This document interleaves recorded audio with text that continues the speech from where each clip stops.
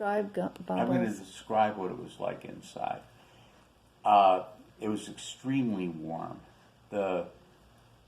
First of all, you drive into this sort of portico that covered where you were getting out of the car, and you go up to the door. The door was hand carved by Andre Liardi, and it had etched windows in it, white etched, that had the bee from Bumbles that Ron Culloway had designed, and the door was opened by a doorman who also supervised all the parking and parked your car for you.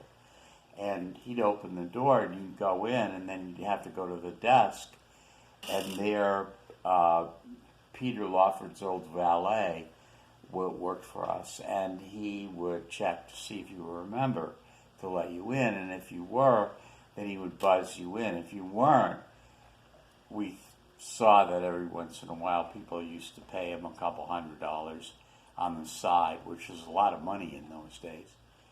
And he'd let them in, but very few. Most of them were members. And they'd go in, and they immediately hit the bar.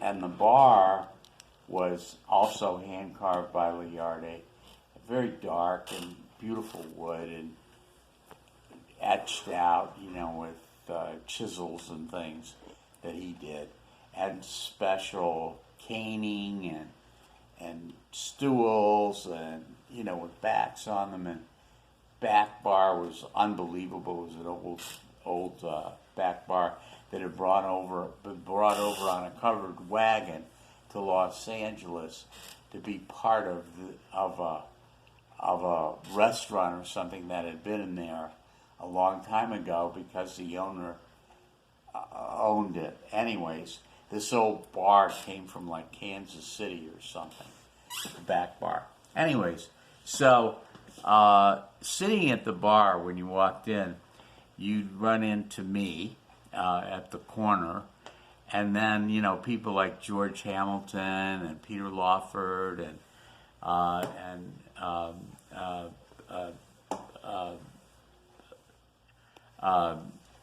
Frank Sinatra, Frank Sinatra didn't come there all the time.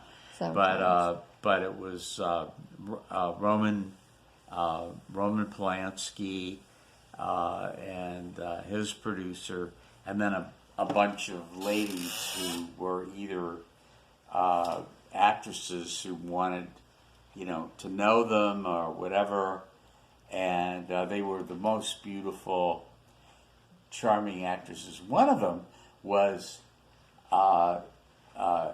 Bissett, Jacqueline Bissett, and she was gorgeous. I mean, I'm talking about unbelievably beautiful. And she came in because of Sinatra. So anyway, so Jacqueline Bissett, a lot of people know. And there were others like that in the line. And as you walk down, then to your right, it opened into the dining room, which was apricot velvet, dark brown, chocolate brown carpeting on the floor, and lights that were silk shades, yellow, that cast sort of a tan color on anybody sitting around the table. And obviously the tablecloths and stuff weren't white; they were apricot. And so you sat on these velvet banquettes against the velvet wall, and there were beam ceilings with hand-painted tiles in between. So it looked like French provincial. Anyways, it was absolutely beautiful. And all the waiters were in tuxedos and very, very professional. And, they'd come over, they'd take your drink order, and of course I'd have whatever I wanted. Want to hear more of the stars who, you said George Hamilton, Jack Nicholson, all these Oh, Jack people. Nicholson wasn't a star yet. Wait, you said Joan Collins, Richard Anthony Burton. Oh, Newley. Elizabeth Taylor. Yeah. Well, okay. That story is one night. Shortly after we were open, the door opens and it's Richard Burton, Elizabeth Taylor, and Frank Sinatra, and six blue eyes piercing at me because I'm sitting at the corner of the bar. And I said, "Hi, guys, come on in." And they came in to have dinner and dance and see what Bumbles was all about. And this was right when Richard Burton and Elizabeth Taylor were making Cleopatra. And Frank was their friend. And of course, we let them in. They weren't members, but we let them in because the guy at the door knew them, knew who they were, and so forth.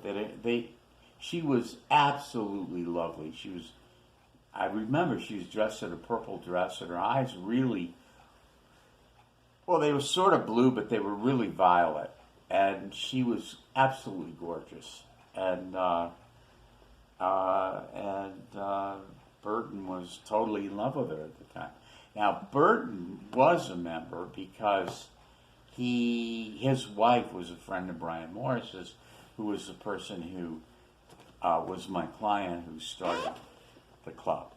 So, at any rate, that was that night. There wasn't, anything eventful other than the fact that everybody was standing on their toes with stardust falling down all over them, and couldn't believe that they could hang out with all these people who never got together because there was no place to go in Los Angeles other than the place that we created. And I don't want to be egotistical about it. I brought the people in who put it together, like my friend Ron and of course my client who was crying, and I brought in investors, and I brought in members and all kinds of stuff. At any rate, I made sure that it was set up in such a way that it could make money. But it didn't. It just broke even. But we did plan to open others in other cities, and that never came about. So, at any rate, one of the things that was in the dining room was these huge silver carts made by Christoffel's in Paris that we bought. They were like $5,000 a piece. One had the hors d'oeuvres, and one had the desserts, and one had the roast beef. And they had those big silver tops that the waiters would push back in order to show you, what to order if you wanted to order hors d'oeuvres off the cart or whatever. And we also used to fly in smoked salmon and Dover sole and clams and oysters from England, from King's Fish Market in London. And TWA, for the first time, flew fresh food. I arranged all that to happen. And so I used to go there and eat clams and Dover sole all the time because I loved it, and smoked salmon, which I adore. And so did other people. And we had, great New York steaks and grills in the back, and we hired a French chef. And he hired his whole family to come in, and they used to steal the food and take it home. Like huge racks of New York steaks that hadn't been cut up yet, that were still in the plastic. And I could tell you stories before when we opened that are miraculous, because the fact that we got open at all was a miracle. And it was all mostly due to the sweat off my brow to get it to go.